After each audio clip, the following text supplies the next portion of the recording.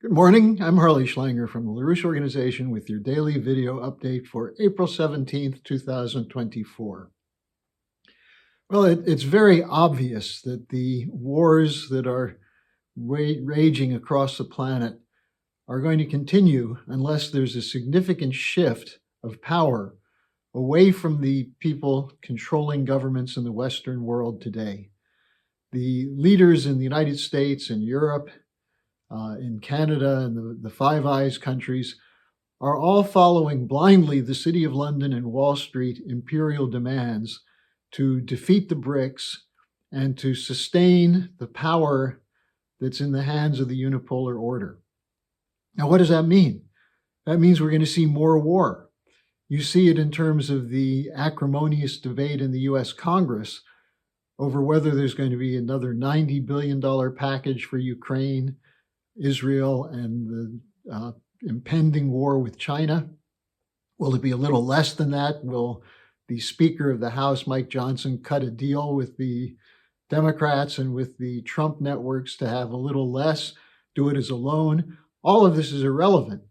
The drive for war continues to come from a corporate oligarchy which is facing bankruptcy and facing a growing opposition in the form of an anti-colonial movement in the global South, which is linked with the nations of the BRICS, Russia, China in particular, in opposition to these wars. Now, the Biden package, whether it's 90 billion, 60 billion, 40 billion, the purpose of it is to continue the wars, to weaken Russia, to destroy the potential for a rebuilding of the Southwest Asia with the BRICS and the Belt and Road Initiative. It's designed to keep the world in conflict. And that's the method that the British Empire used for the last 2 centuries to control the agenda. And unfortunately, the United States has become the enforcer, along with NATO, of that order. Now look at the costs of these wars so far. The estimate is that over 120 billion has been spent by the United States in the vain attempt to weaken Russia by fighting to the last Ukrainian. Now, the Germans have spent over 22 billion euros. Germany can't afford it. The education system is underfunded. The infrastructure is crumbling. The United Kingdom has spent over 16 billion, and these figures, by the way, are from January of this year.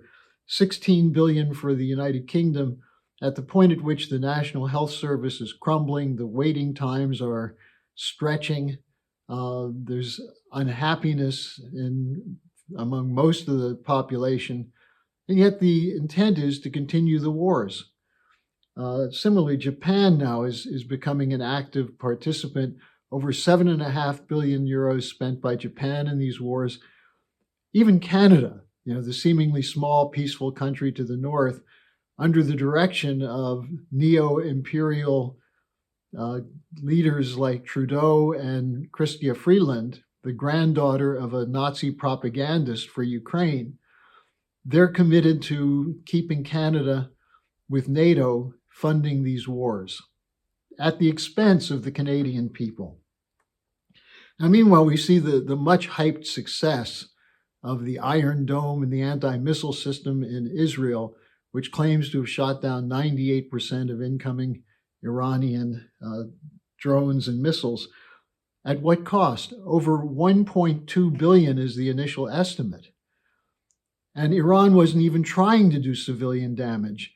They sent the drones as a way of testing Israeli response, but of the ballistic missiles, several of them did get through and hit air bases in Israel. But they initially announced it.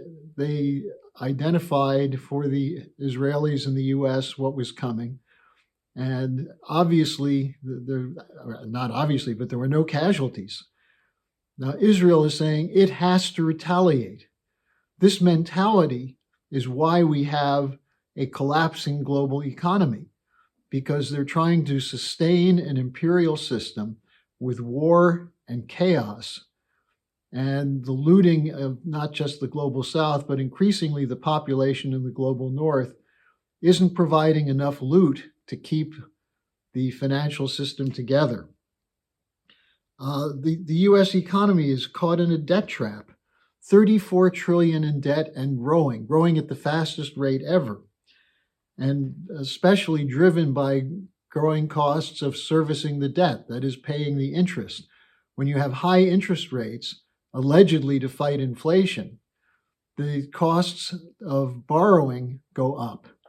And there was a warning in the Wall Street Journal on Sunday, headline, "American bonds are getting harder to sell."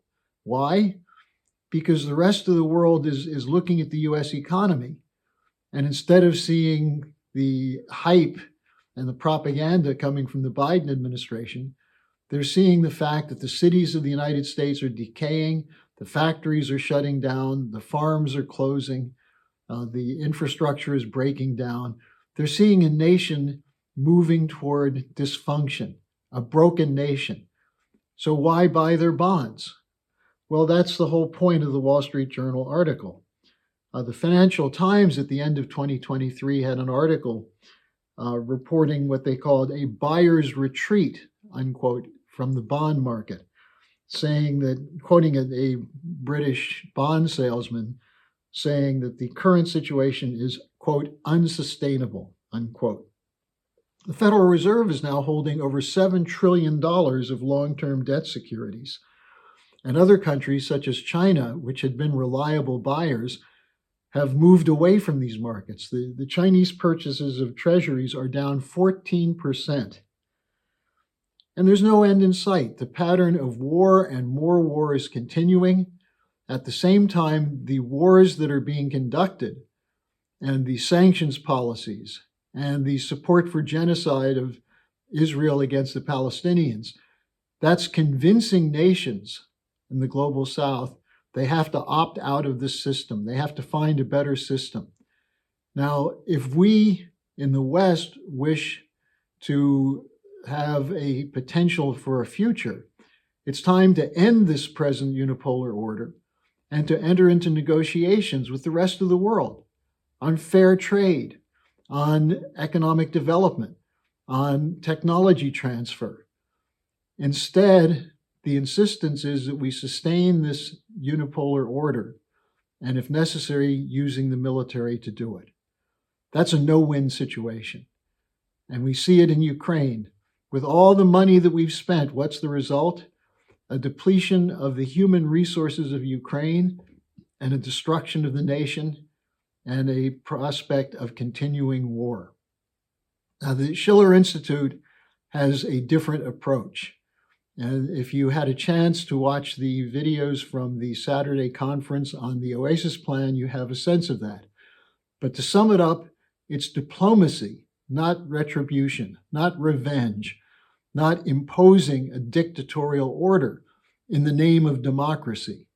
And I'll be discussing this with Helga Zepp-LaRouche today at our weekly webcast dialogue. And if you want to participate live, you can use the link below, and you can send your questions to questions@schillerinstitute.org. So I hope I'll see some of you this afternoon, or I should say later this morning in the United States. And with that, I'll talk to you again tomorrow.